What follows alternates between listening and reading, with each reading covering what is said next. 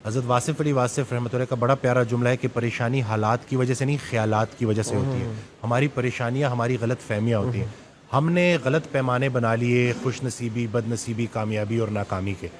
قرآن پاک میں اللہ تعالیٰ ارشاد فرماتا ہے کہ میں جب ہم ایمان لے آئے، جب ہم نے کلمہ پڑھ لیا تو اب اللہ نے کہہ دیا ہے کہ میں آزماؤں گا بھوک سے اور خوف سے. خطرناک بھوک کون سی ہے کہ خواہش بھی اور پوری بھی نہ ہو رہی ہو. خوف کیا ہے کہ جو حاصل شدہ چیزیں ہیں وہ چھن نہ جائے. آج آپ دیکھ لیں کہ آرزویں بڑھتی جا رہی ہیں، کمپیریزن بہت زیادہ ہو گیا. رسول اللہ صلی اللہ علیہ وسلم کی حدیث ہے کہ جب بھی دیکھو اپنے سے نیچے کو دیکھو. سر اٹھا کے اللہ سے کچھ مانگنے سے پہلے سر جھکا کے وہ ساری نعمتیں گن لو جو اللہ نے پہلے سے دی ہوئی ہیں. اینگزائٹی وسوسوں کی، نیگیٹو تھاٹس کی بیماری ہے. یا ماضی کا پچھتاوا یا مستقبل کے اندیشے. پریزنٹ مومنٹ میں بندہ نہیں رہتا، یا ماضی کے اس کے بارے میں سوچتا رہتا ہے. آدھے لوگ تو ماضی بدلنا چاہتے ہیں، دیکھیں کیا چاہتے ہیں.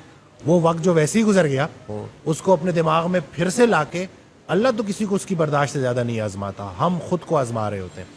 خطرہ باہر سے نہیں ہے، کیونکہ انگزائٹی میں نا ایک فیئر بھی ڈیولپ ہو جاتا ہے، خطرے کا احساس ہوتا ہے. خطرہ باہر سے نہیں ہے، خطرہ اندر سے ہے.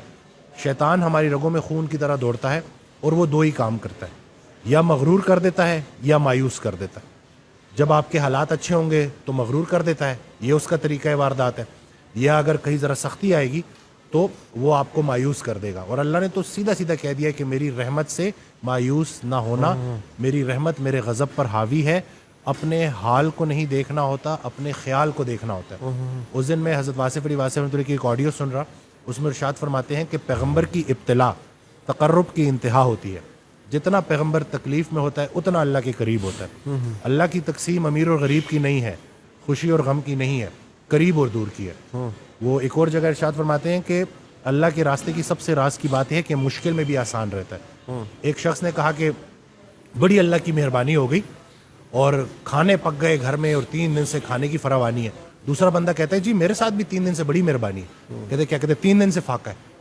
تو انہوں نے پوچھا گزارا کیسے کیا؟ کہتے وہ آپ میرے ساتھ ہیں. یعنی کہ خیال ہے نا کہ جب آپ کو رجوع اللہ ہو جائے، دیکھیں چھوٹے ڈر کو بڑا ڈر ختم کرتا ہے. ہم دنیا کو لے کے الجھ گئے ہیں. رسول اللہ صلی اللہ علیہ وسلم کی حدیث ہے کہ یہ دنیا جو ہے نا کافر کے لیے جنت ہے اور مومن کے لیے قید خانہ ہے. ہم نے جو ہمارا مضمون تھا نا وہ ڈپارچر کا تھا، ہم ارائیول کو لے کے بیٹھ گئے اور یہاں سے نکلنا ہی نہیں چاہتے. قید خانے کی سب سے بڑی نشانی یہ ہوتی ہے کہ جب بھی انسان اس سے نکلے تو خوشی خوشی نکلے. تو فضل یہ نہیں ہے کہ انسان موت سے بچ جائے، فضل یہ ہے کہ موت آسان ہو جائے. جو زندگی اللہ نے رکھی ہے آسانی کے ساتھ، اللہ کی ذکر کے ساتھ، رسول اللہ صلی اللہ علیہ وسلم کی محبت کے ساتھ اور انسان کی خدمت کے ساتھ گزرے. یہ جو ہم آرٹیفیشل ہو گئے ہیں نا، مصنوعی ہو گئے ہیں، کہ جیسے ابھی آپ نے بڑی پیاری بات کی کہ آدھا مسئلہ تو سننے سے حل ہو جاتا ہے. ہم سفر ہم خیال ہو جائے تو منزل آسان ہو جاتی.